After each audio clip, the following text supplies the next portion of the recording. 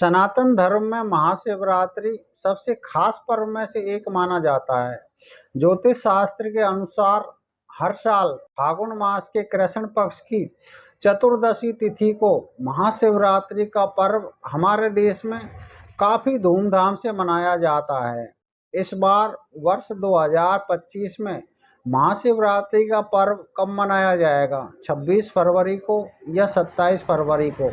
इस बात को लेकर सभी व्यक्ति के अंदर भ्रम बना हुआ है, जो हमारा स्वयं का बनाया हुआ है। देखिए, हमारे जितने भी त्योहार हैं वो सब चंद्र तिथि पर निर्धारित रहते हैं, और एक चंद्र तिथि जब सूर्य से चंद्रमा 12 या 13 डिग्री आगे गोचर करता है तो एक तिथि का निर्माण होता है। अब उसका शुरू होना और उसका समाप्ति काल कभी भी हो सकता है। कई बार वो 2 तारीखों पे भी आ जाती है, इसलिए ये भ्रम की स्थिति उत्पन्न हो जाती है। और वही भ्रम की स्थिति इस बार महाशिवरात्रि को लेकर बनी हुई है।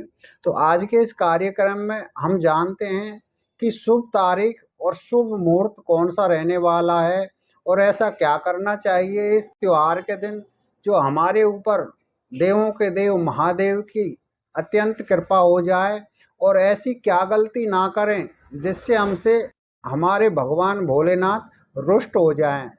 तो वर्ष 2025 में चतुर्दशी तिथि 26 फरवरी को सुबह 11:08 पर शुरू होगी और इसकी समाप्ति 27 फरवरी को सुबह 8:54 पर होगी। शास्त्रों के अनुसार महाशिवरात्रि की पूजा निशीता काल में की जाती है, और निशीता काल का समय 26 फरवरी को रात 12:09 से 12:59 तक रहेगा। व्रत पारण का समय 27 फरवरी 2025 गुरुवार की सुबह 6:48 से 8:54 तक रहेगा। शिवरात्रि के दिन 4 प्रहर की पूजा का विशेष महत्व होता है। पहला प्रहर की पूजा है, रात्रि के प्रथम प्रहर में पूजा का समय है शाम 6:19 से लेकर के और 9:26 तक। रात्रि द्वितीय पहर पूजा का समय है रात 9:26 से लेकर 12:24 तक। रात तृतीय पहर पूजा समय है 12:34 से लेकर 3:41 तक। और चौथा मुहूर्त पूजा का समय है मध्य रात्रि 3:41 से लेकर 6:48 27 फरवरी सुबह को। ज्योतिष शास्त्र के अनुसार महाशिवरात्रि में भगवान भोलेनाथ की पूजा के और व्रत के कुछ नियम भी होते हैं, जिनको यदि हम सही तरीके से करें तो व्रत हमारे लिए सार्थक सिद्ध होता है और हमारी जितनी भी मनोकामनाएं हैं वो पूर्ण होती है। क्या करना चाहिए? महाशिवरात्रि के दिन प्रातःकाल उठकर स्नान आदि करके पूरी श्रद्धा के साथ भगवान शंकर के आगे व्रत रखने का संकल्प लेना चाहिए।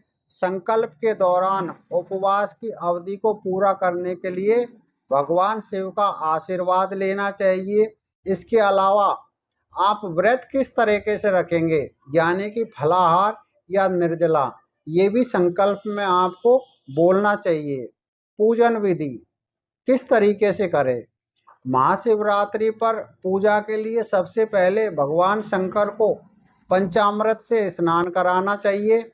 इसके बाद केसर के 8 लोटे जल चढ़ाएं और पूरी रात्रि के लिए दीपक जलाएं। इसके अलावा सफ़ेद चंदन का विशेष तिलक भी भगवान भोलेनाथ को लगाएं। बेल, भांग, धतूरा भोलेनाथ का सबसे पसंदीदा चढ़ावा है। इसके साथ ही गन्ने का रस भी चढ़ाया जाता है। इसीलिए 3 बेलपत्र, भांग, धतूरा, जायफल, कमल गट्टे फल, मिष्टान, मीठा पान, इत्र व दक्षिणा आपको अवश्य चढ़ानी चाहिए। और सबसे बाद में केसर युक्त खीर का भोजन लगाकर सबको बांटना चाहिए। व्रत के दौरान शिव पुराण, शिव चालीसा, शिव सहस्त्र नाम, शिव स्तोत्र का पाठ आपको अवश्य करना चाहिए। ओम नमो भगवते रुद्राय, ओम नमः शिवाय रुद्राय संभवाय भवानी पतये नमो नमः मंत्र का 108 बार जाप करना चाहिए। अब ये जानते हैं कि ऐसी कौन सी गलतियां हैं जो हमें महाशिवरात्रि के दिन नहीं करनी है।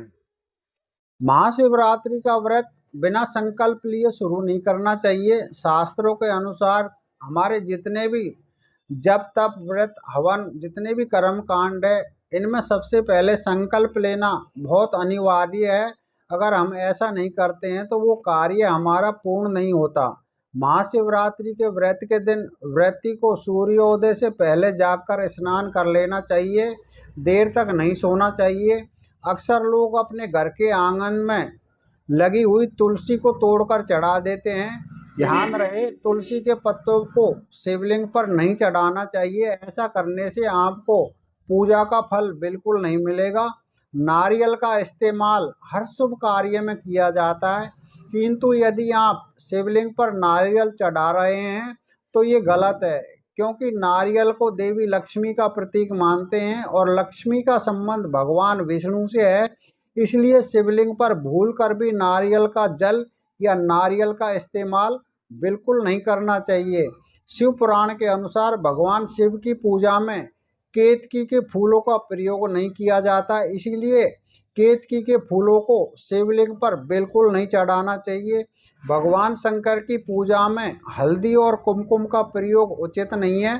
शास्त्रों के अनुसार शिव बैरागी हैं और हल्दी और कुमकुम शुभता का प्रतीक है, इसलिए इनका प्रयोग नहीं किया जाता।